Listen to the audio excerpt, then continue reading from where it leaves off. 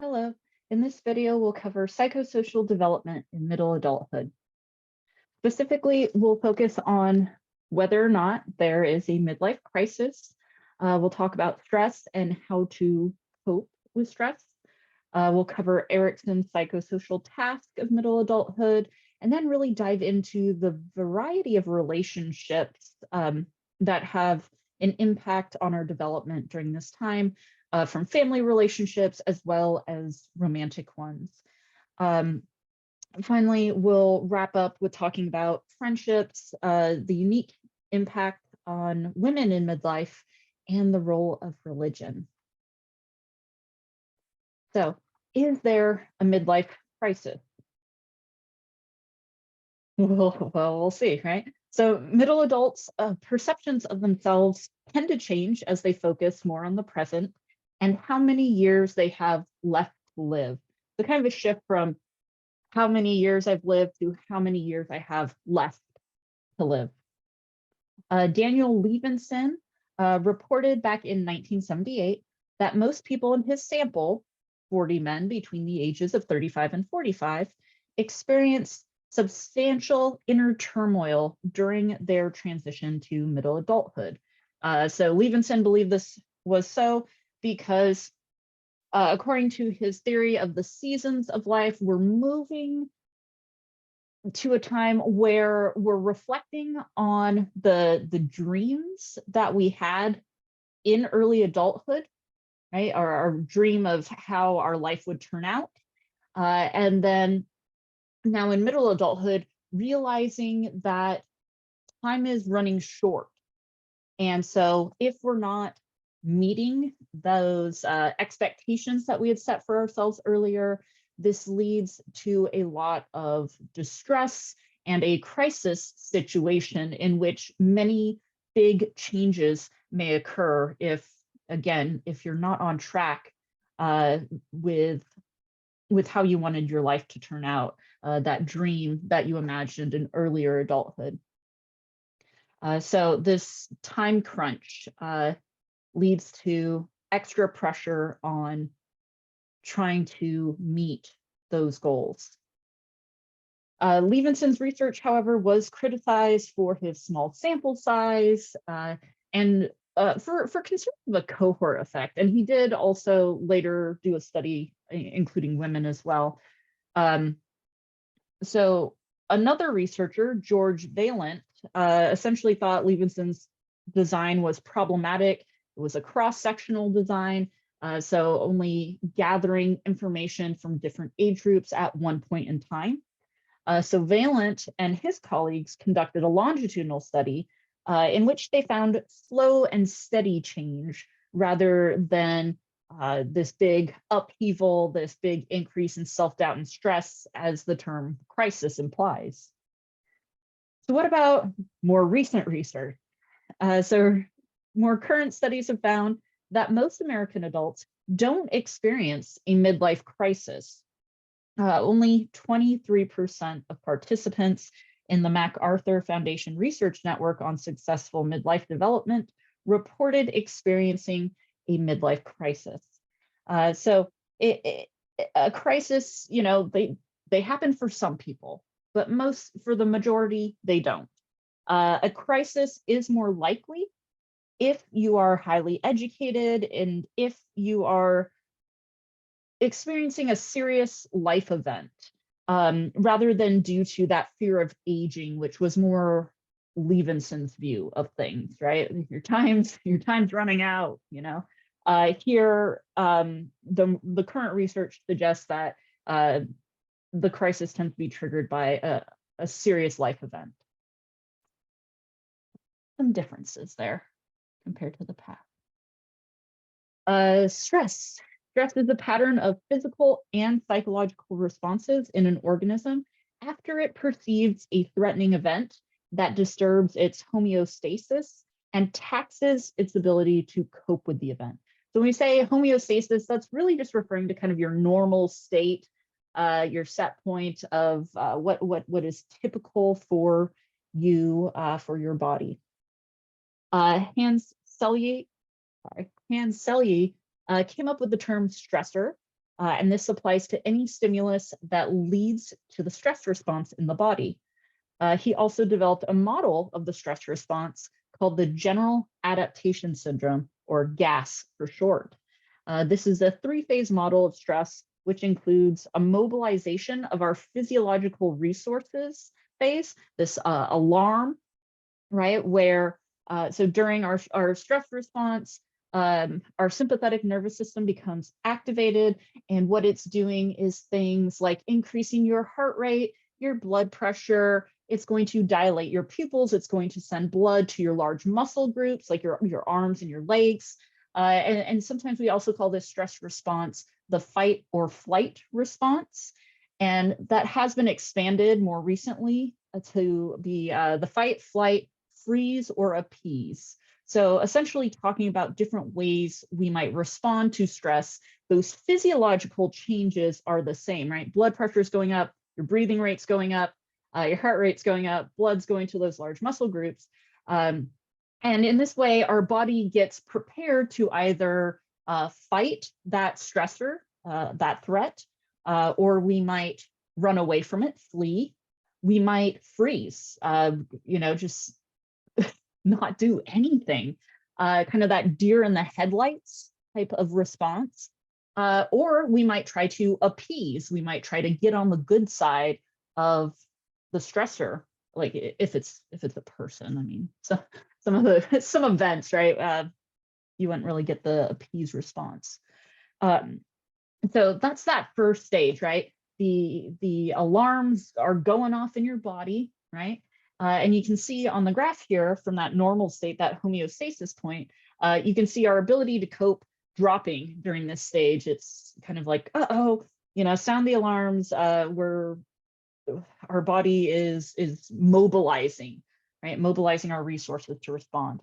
And that's how we get into the coping phase, or the resistance phase, where we're trying to deal with that stressor, again, through maybe fighting, fleeing, freezing, or appeasing, right? Trying to push back.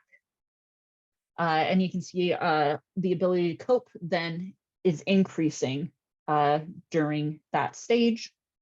If stage 2 lasts for a long period of time, we're having a lot of stress, we're not able to resolve that stressor, that leads to stage 3, the exhaustion phase, when an organism fails to cope with the stress adequately, and the resources are getting depleted, right? We only have so much energy, and we can only maintain that high level of physiological activation for a short period of time. And so after our resources start getting depleted, that leads to being more likely to get sick, right? Our immune system is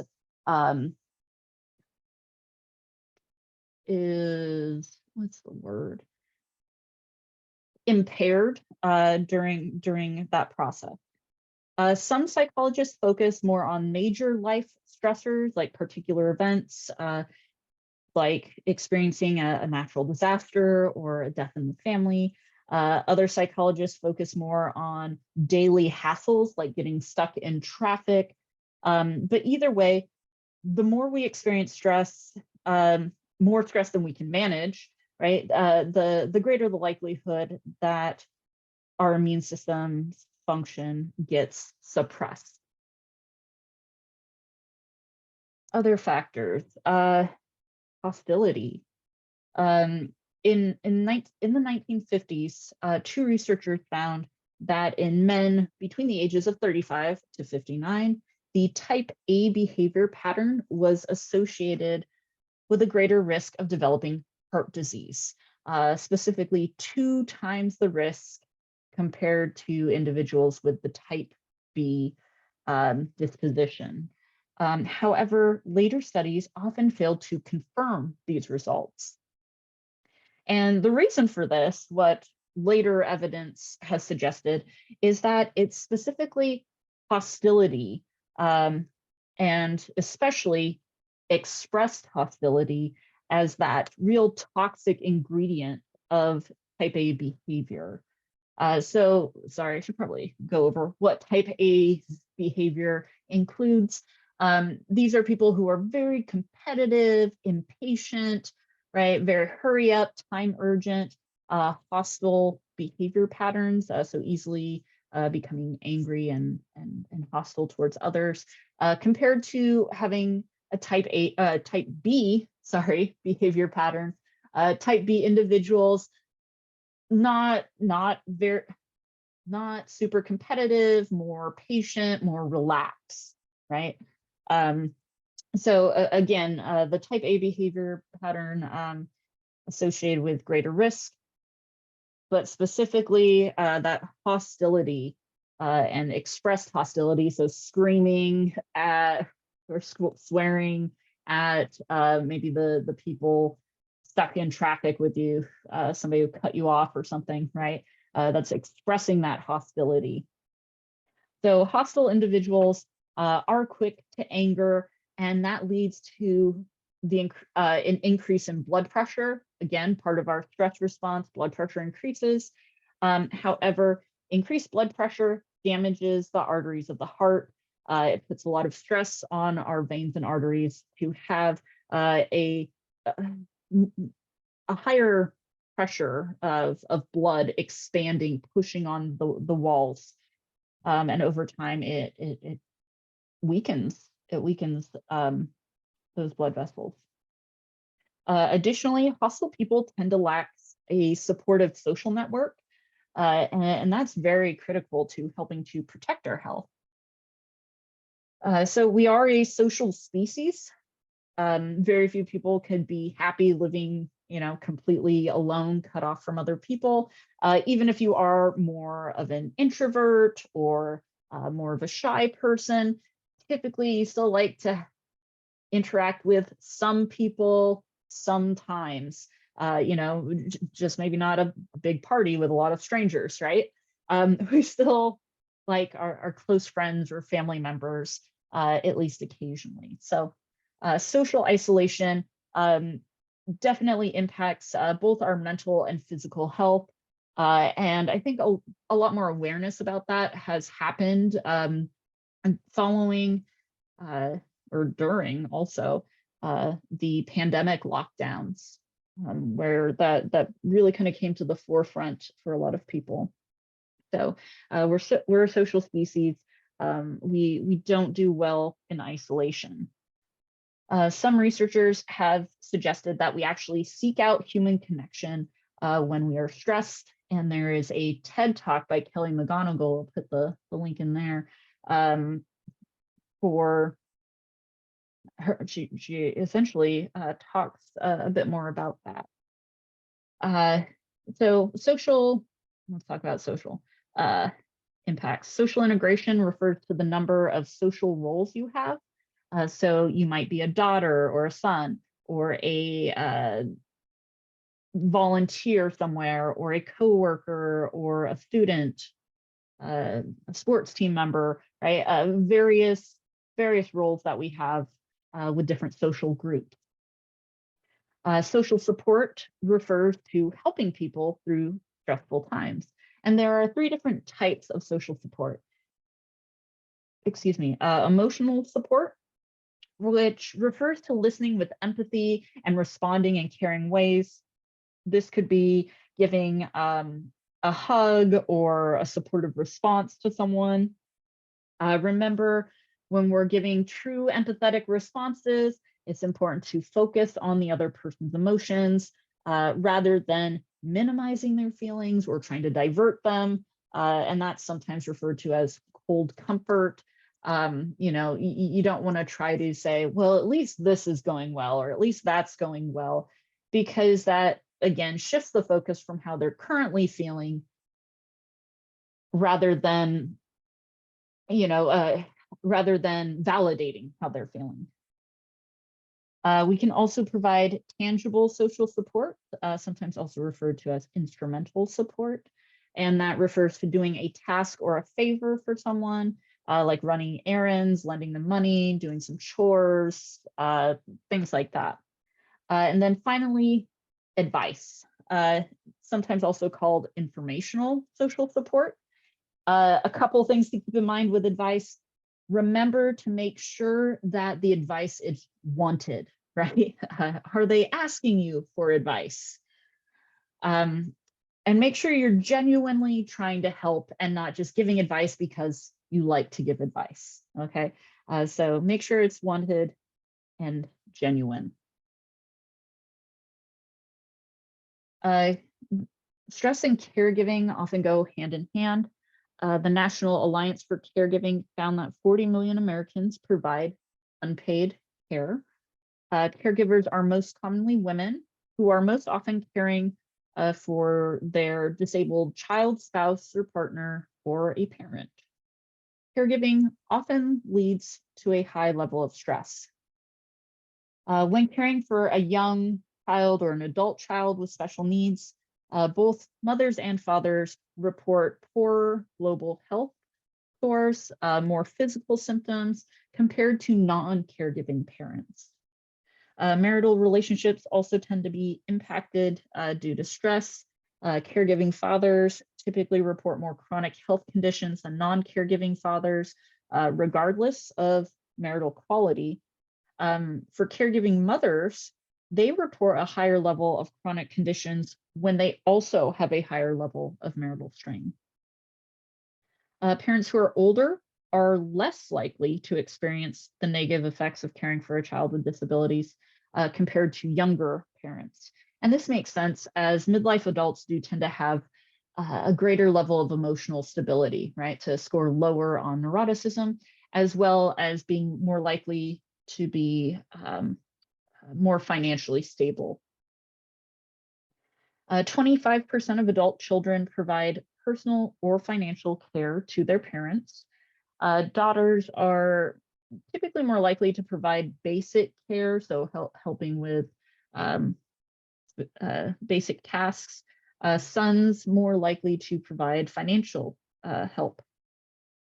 Working adults 50 and older who are also providing care tend to have worse health than those who are not.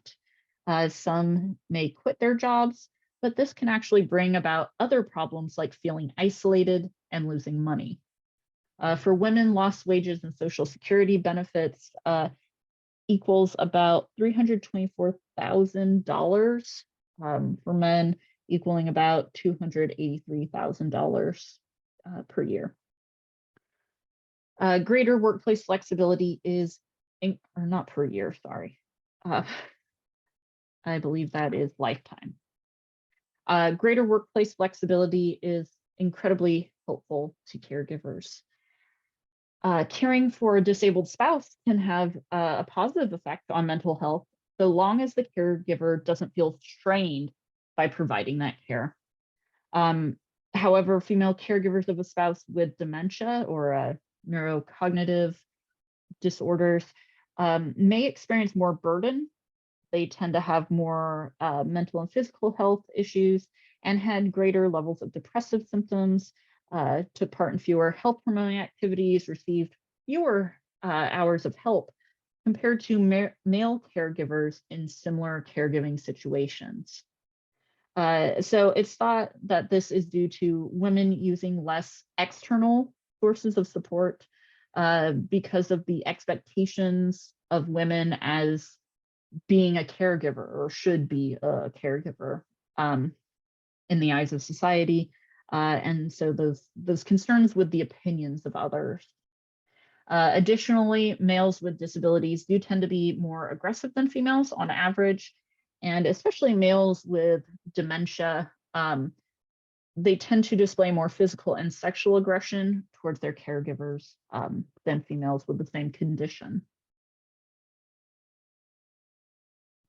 So how do we cope? How do we manage stress? Stress management can help limit the age-related rise in illness, and when illness strikes, can help to reduce its severity. There are various techniques for reducing stress, relaxation activities, forms of meditation, breathing exercises, muscle relaxation, visualization, mental imagery. The physiological arousal of stress can also be reduced by using biofeedback.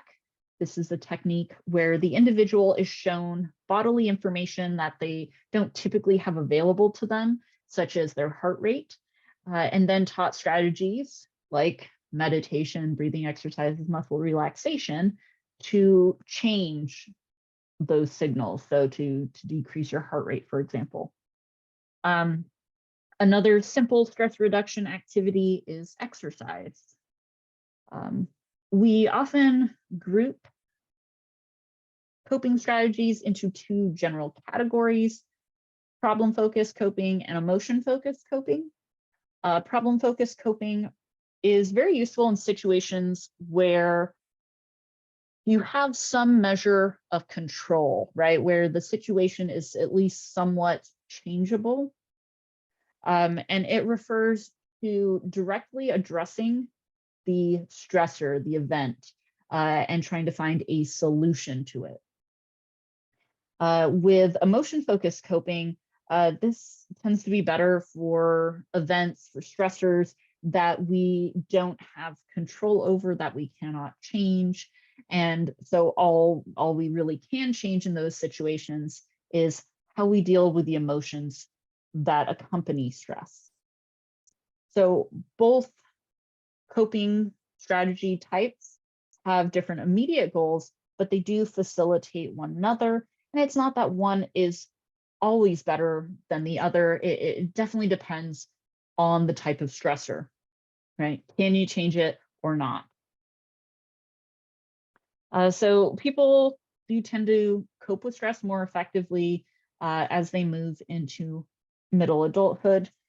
In terms of helping to relieve caregiving stress, it tends to be very helpful to use problem-centered coping or problem-focused coping strategies to help manage the behaviors and caregiving tasks. You can do things like delegate responsibilities to other family members. If the idea is you're taking care of a family member here, sorry. Using those emotion-focused coping strategies to reinterpret the situation in a more positive way, like being glad to have more time with your parent or spouse or whoever you're caregiving for. It's also important to get that social support. So confiding in family members and friends about the stress of caregiving, seeking encouragement and help. It is recommended that if it's possible to avoid quitting work to avoid social isolation and loss of those financial resources. There are also external help available. So caregiver support groups could be helpful, in-home respite help, home delivered meals, transportation, adult daycare, right? Things like that to help get some support, have a break. You might also encourage your employer to provide care benefits like flexible hours and employment leave for caregiving. Or even take it to the next step and communicate with lawmakers and citizens about the need for government funding to help offset caregiving costs. So having like improved health insurance plans could help reduce the financial strain of caring for an aging parent, particularly for middle and low income families. So getting into Erikson. So Erik Erikson's psychosocial task for middle adulthood is between generativity and stagnation. So generativity encompasses procreativity, productivity, and creativity. So generating new people, new products, and new ideas, generally with the idea to leave something positive behind to help the next generation. Erikson believed that the virtue to emerge in middle adulthood is care. And so we're learning to care for others on a wider scale. So integrating our personal goals with the larger good of society. So we can be generative in many different ways, through parenting, through other family relationships, work, volunteering, mentoring, um, hobbies like artwork, that could be very creative, right? Many different ways. Um, Generative adults generally tend to be high in the big five traits of conscientiousness, extroversion, agreeableness, and openness to experience, and low in neuroticism. The negative outcome of midlife is stagnation. And this occurs when people, after having met certain life goals, become very self absorbed, focusing more on what they can get from others rather than on what they can give back.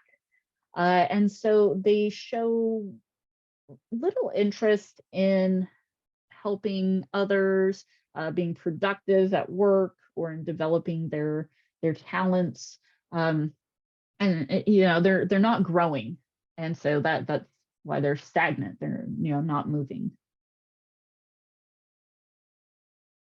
So diving into relationships, the vast majority of middle-aged people live in families and tend to have a larger number of close relationships than adults do during any other period. The sandwich generation refers to adults who have at least one parent 65 or older, and are either raising their own children or providing support to their adult children. So they're caught between, sandwiched between caring for the generation above them and the generation below them, right? Thus making them a sandwich. About half of midlife adults are part of the sandwich generation, and 15% of middle-aged adults are providing financial support to an older parent while raising or supporting their own children. Latino/Latina Americans, more likely to be supporting two generations compared to white and Black Americans. The culture does tend to be more collectivistic, so more emphasis on the value of taking care of family, and especially in old age, as opposed to putting your parents in a care facility. Very much looked down on, right? You take them home, you care for them in your home.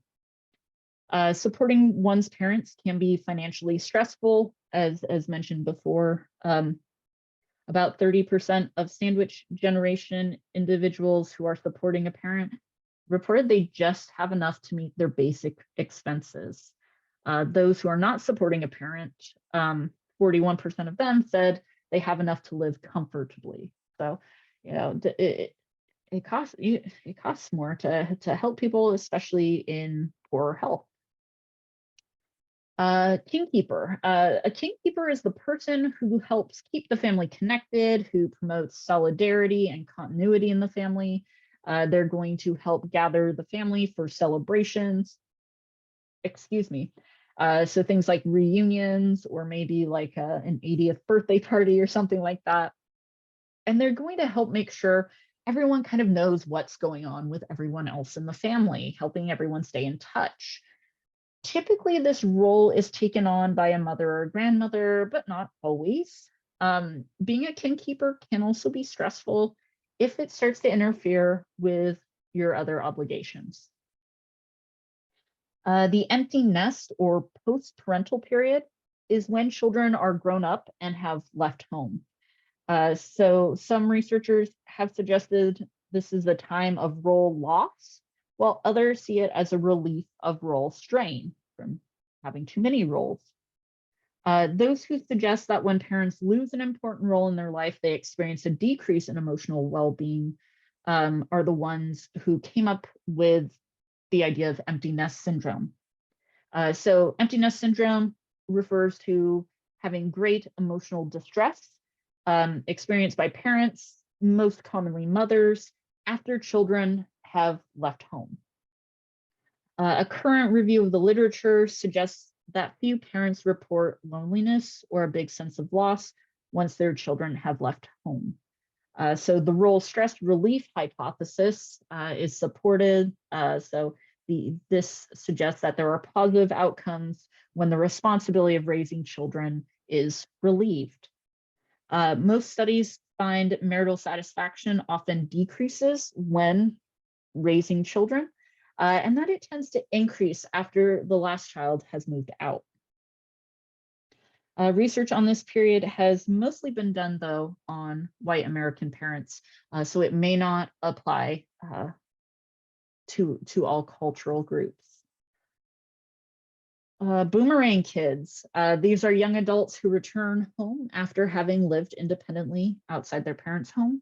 About 15% of 25 to 35-year-olds live with their parents, and finances are the #1 reason for moving back home.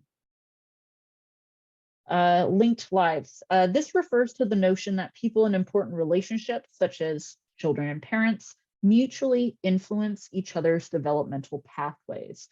And if you remember Bronfenbrenner's ecological systems theory, bioecological systems theory, all of those various levels of environmental influence, contextual influences, one of those big ones was the family.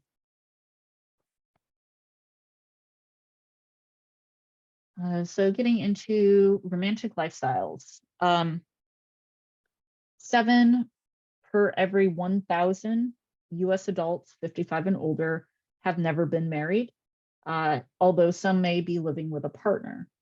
Previous research has suggested that single adults are less healthy physically and emotionally. However, DiPaolo challenged this idea by noting how studies would lump together those who were single due to divorce or widowhood with those who have always been single. So her research found that those who are married do tend to be more satisfied with life than those who are single due to divorce or widowhood. But she found little difference between those who are always single and those who have been married for 4 years or more after that honeymoon phase is worn off. So interesting that when we, parse out some of those subgroups within singlehood, we do see differences. Marriage is the most common relationship status for middle-aged American adults, with 48% of people between the ages of 45 to 54 being married. 27% of adults between these ages are divorced, and more than half of divorced adults are women. Most divorces occur within the first 5 to 10 years of marriage, and 2/3 are initiated by women. Although US divorce rates have decreased for the most part, and generally speaking, they have actually doubled for those 50 and older. The stigma attached to divorce has decreased. Women are more financially independent. And with people living longer, it may be that people are more likely to leave a marriage with a spouse they see as incompatible. Relationship researchers Gottman and Levinson found that divorces in early adulthood were more likely to be conflictual, with partners blaming the other for problems, for problems within the marriage, while midlife divorces tended to be more about having grown apart, so often a bit less heated. Generally, divorce tends to be harder on young adults than middle adults.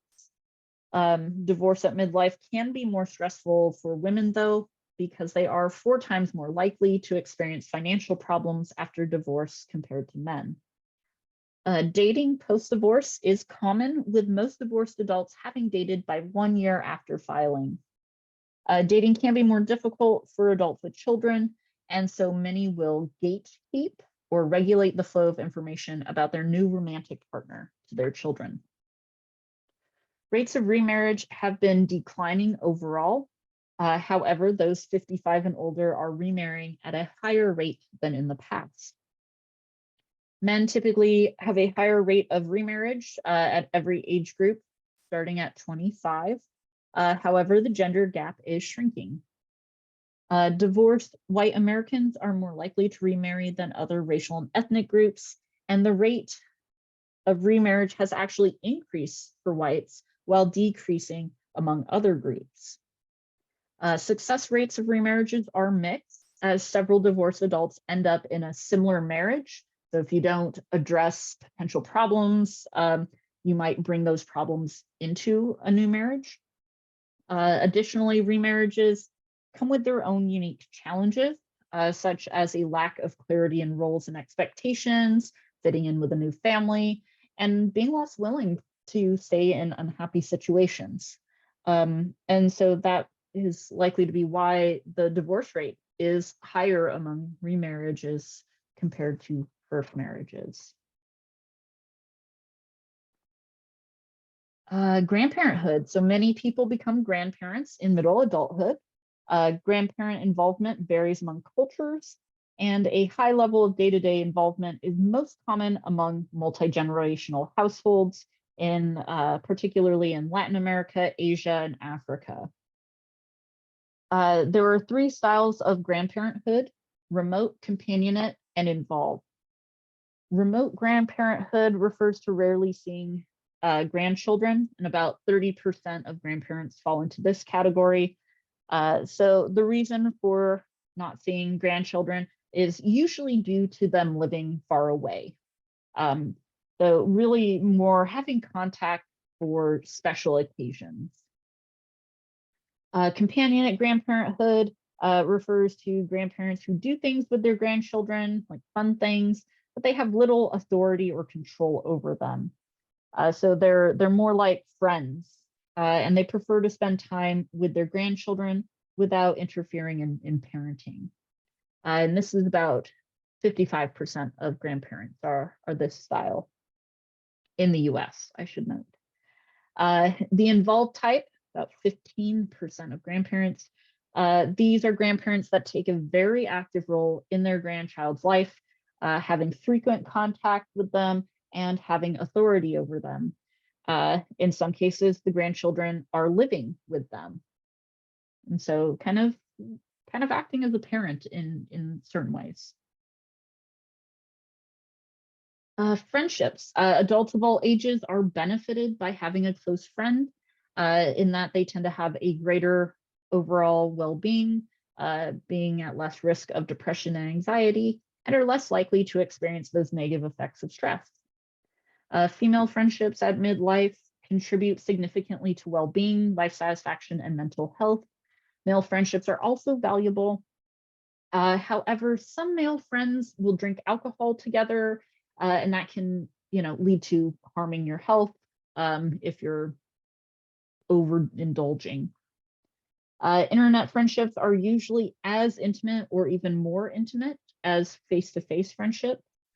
So we're often braver talking about personal things across the internet because you don't have to look at someone in the face. Making friends via the internet is very helpful, especially for people who are shy, anxious, or who lack face-to-face social skills. Helps to take some of the pressure off. We also tend to make friends with our coworkers due to spending so much time at work. Making friends at work also tends to increase job satisfaction and commitment.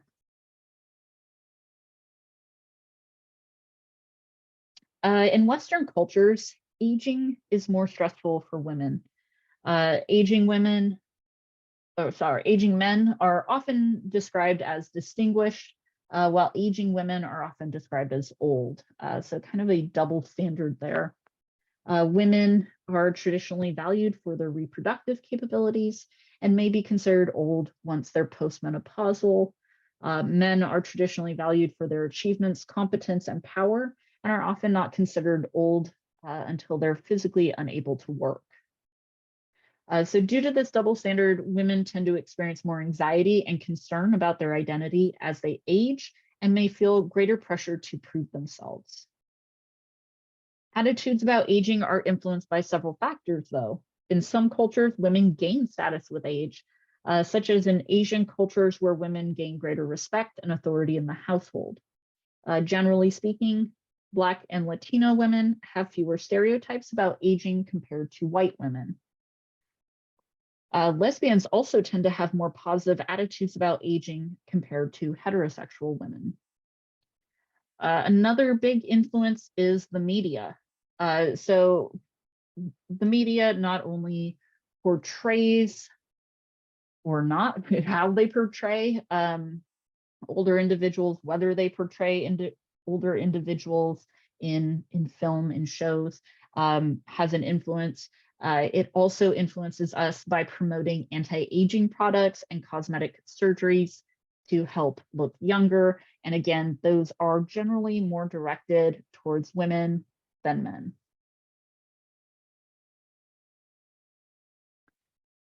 Finally, religion and spirituality. So let's define these two similar yet different terms. Religiosity refers to engaging with a formal religious group's doctrines, values, traditions, and other co-members of that religion, whereas spirituality refers to an individual's intrapsychic sense of connection with something transcendent, that which exists apart from and not limited by the material universe. It also refers to the subsequent feelings of awe, gratitude, compassion, and forgiveness gained by that sense of connection. Research has found a strong correlation between spirituality and psychological well-being, irrespective of an individual's religious participation. Higher levels of spirituality were associated with lower negative feelings, higher positive feelings, personal growth, purpose in life, positive relationships with others, self-acceptance, and autonomy. Older individuals identify religion and spirituality as being more important in their lives than young people typically do.